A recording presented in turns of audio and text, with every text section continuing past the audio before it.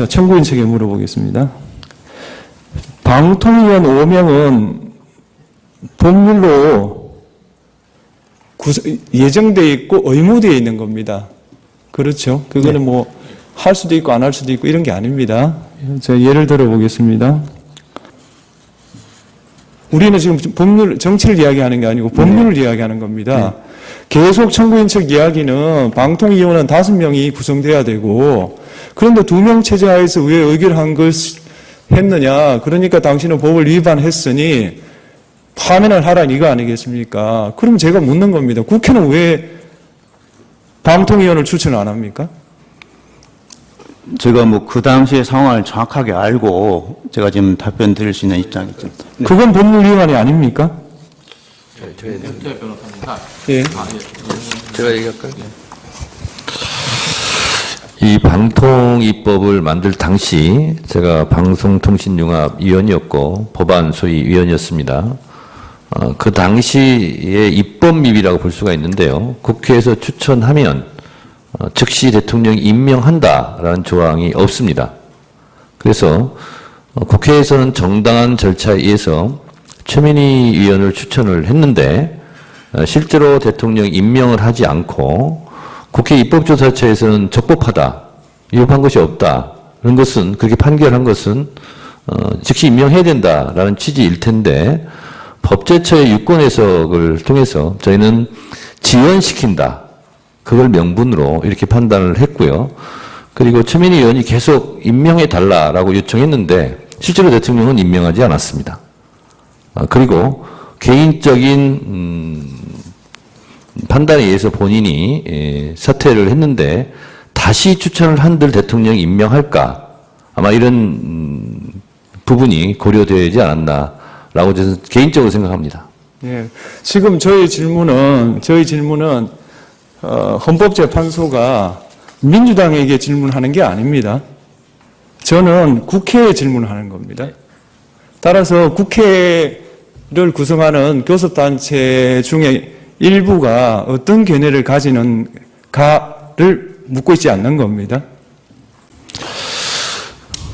최민희 방통위원을 굳이 임명 안 하고 시간을 끌고 결국 사퇴하게 만든 책임은 윤석열 대통령한테 있는 거 아닙니까? 임명하지 않을 이유가 없어요. 근데 임명을 하지 않았습니다. 그러면 당의 문제가 아니라 국회로 책임으로 치환해서 말씀드리면 국회에서 예를 들어서 추천한다고 쳐요. 그러면 윤석열 대통령이 국민의힘이 추천한 인사만 임명하고 민주당이 추천한 인사는 임명하지 않고 이럴 가능성도 배제할 수 없는 거 아닙니까? 그러면 국회에서 내부적으로 그걸 토론할 수도 있는 문제이죠. 그러다가 시간이 흘러갈 수도 있는 문제죠. 직접적인 비유가는 안 되겠지만 헌재 재판관도 그래서 지금 지연되고 있는 것으로 제가 알고 있습니다. 국회에 책임이 있다라고 말하는 것은 일견 맞을 수 있는데 실제로 추천하는 프로세스 과정을 본다면 국회에서는 실제로 정당 간의 입장이 있고 그것이 국회 추천으로 외화가 될 텐데 그런 저간의 사정이 있다는 점도 우리 재판관님들께서 좀 고려해 주셨으면 좋겠습니다. 헌법재판소 말씀을 하셨는데 지금 헌법재판소가 지금 10월 17일에 재판관 3명이 퇴임을 하고 오늘이 언제예요? 오늘이 지금 11월 12일이니까 거의 한 달째 지금 그 재판관이 전체가 모여서 바깥으로 내보내는 결정을 못하고 있단 말이에요. 그러면 이 헌법재판소에 대해서 이렇게 그 재판관을 추천하지 않고 국회에서 3명을 추천하게 되어 있는데 그걸 하지 않는 그것도 지금 국회가 제 기능을 하지 않는 것인데 그게 그 국회의 책임 이외에 다른 누구의 책임이 있나요? 그러니까요. 그런데 네. 그러면 이제 국회의 뜻은 헌법재판소는 일을 하지 말라는 건가요? 제가 말씀드려도 되겠습니까? 네. 재판관 문제는 이런 것 같습니다. 국회에서 법으로 다 규정하면 좋겠지만 그렇지 못한 관례라는 게 있습니다. 그래서 지금처럼 1당과 2당이 현격하게 차이가 나는 경우는 실제로 다수당이 2명을 추천해야 된다. 뭐 3명을 추천해야 된다. 아니다. 뭐 비슷하게 추천해야 된다. 이런 논쟁이 있는 겁니다. 그래서 그 논쟁이 있는 국회에서는 나름대로 고충이 있는 것이고요. 그냥 그 과정을 생략하고 국회 책임이다. 맞죠? 국회 책임일 수 있습니다. 그러나 국회의 지금까지 추천 과정의 경로를 보면 그런 저간의 사정이 있다라는 말씀을 드리고 실제로 현격하게 차이가 나서 다수당이 다 추천한 경우도 있었다라고 지금 제가 알고 있거든요. 마찬가지로 방통위원 같은 경우도 아까 말씀드린 것이 반복입니다만 여야의 시점이 달라서 추천한 주체가 누구냐 하는 부분으로 국회에서 끊임없이 논쟁할 수 있는 것이고요. 그건 그 이후의 문제인데 계속 제가 주장합니다만 최민희 의원을 윤석열 대통령이 임명했다면 지금 같은 사태가 시작되지는 않았다라고 저는 주장합니다. 그러니까 이제 제가 이제 마지막으로 한 가지만 더 말씀을 드리면, 지금 이제 그 국회는 이제 그 국가기관으로서의 그 헌법과 법률에 따라서 국회의 임무를 하셔야 되거든요. 지금 말씀하시는 거는 국회 내부에서의 이제 이렇게 하는 게 옳다, 저렇게 하는 게 옳다 하고 이제 그 내부에서 그 논의를 할 때 하실 수 있는 말씀이지만 지금 소추위원께서는 국회의 대표시거든요. 국회에서 지금 이 탄핵 소추를 했고 그래서 우리 국회는 국가기관으로서 지금 이렇게 기능을 하고 있고 이렇게 역할을 했다. 그래서 국회를 대표해서 하시는 말씀을 하셔야 되는 거여서 제가 지금 여쭤보는 게, 그러니까 이제 국회 그 내부에서의 그렇게 막 논쟁하고 그 어떤 이런 것들이 그런 사정이 있다면, 그러면 방송통신위원회나 헌법재판소나 이런 국가기관들은 이제 구성을 안 해주면 그냥 구성해줄 때까지 역할을 하지 말고 그냥 기다리는 게 옳냐. 그렇게 하라는 게 국회 대표시니까 국회의 뜻이냐. 그걸 여쭤보는 겁니다. 자, 제 말씀드려도 되겠습니까? 다시 한번 강조해서 마지막으로 드리자면 국회도 국가기관이고 대통령도 국가기관이지 않습니까? 처음에 이 문제를 발생시킨 국가기관이 어디죠? 대통령 아닙니까? 대통령이 최민희 방통위원을 임명을 했다면 그 사후에 지금 벌어지는 문제는 발생하지 않았을 것입니다. 국회가 책임이 없다는 것이 아니라 국회 작동 원리 내부 사정을 제가 참고 삼아 말씀드린 거고, 기관의 책임을 따진다면 대통령이라는 국가기관, 최고의 기관이 실제로 임명해야 되는데 임명하지 않아서 발생한 문제다라는 점을 말씀드린 거고, 국회가 책임이 없다라는 말씀을 드린 게 아닙니다. 네, 그 말씀 드립니다. 잘 알겠습니다. 네. 질문 하나만 드리겠습니다. 지금 2인 의결 했어요. 아니. 네.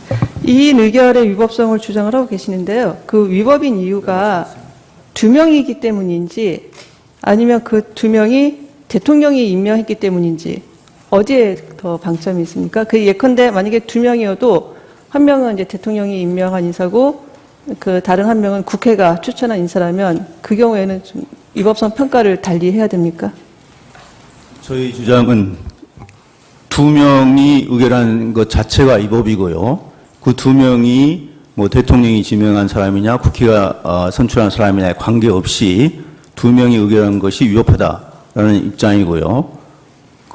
그렇습니다. 네. 그 만약에 그 3명이 모두 다 여당이 뭐 추천하거나 대통령이 임명한 약간 여당 몫이라고 하면 그 경우에는 3명이기 때문에 3인의 그 의결은 위법하지 않다. 이제 그런 논리가 가능한 거죠?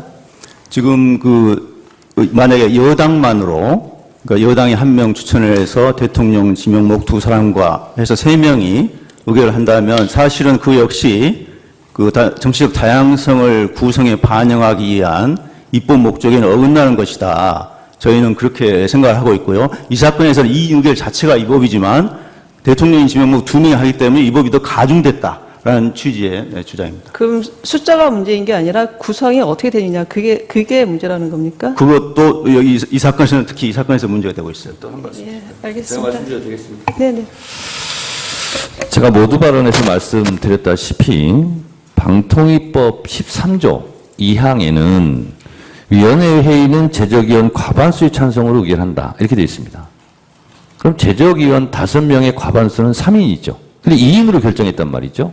그럼 이 조항을 위반했다라고 저는 주장을 하는 것입니다. 그리고 지금 방금 말씀하신 부분에 대해서 말씀드리면 법적으로 형식적으로 다 여권 인사 3인으로 추천됐다 하면 야당의 입장으로는 문제 제기를 할 수 있고 서운할 수도 있고 이게 다양성을 보장하는 거냐라는 정치적 주장을 할 수 있었겠으나 3인으로 그것이 여권 인사만으로 구성됐다 하더라도 제적위원 과반수의 찬성으로 의결한다는 조항은 법적으로는 충족한 거죠. 정치적으로 이런저런 주장을 할 수는 있으나 그러나 이것은 정치적 주장을 떠나서 13조 2항 제적위원 5명 과반수 의결로 찬성한다는 조항을 위반했을 뿐만 아니라 또한 이것은 합의제 행정기구라는 취지에 맞지 않게 대통령이 추천한 임명한 2명만이 구성되어 있기 때문에 더더욱 문제가 있다. 이렇게 저희는 주장하는 것입니다.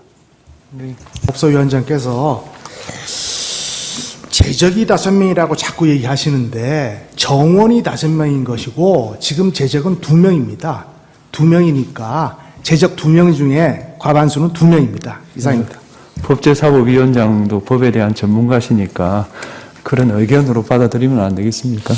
자, 한 말씀 더 드려도 되겠습니까? 제가 말씀드렸다시피 이 법을 만들 때 제가 4명 중에 1명이었습니다.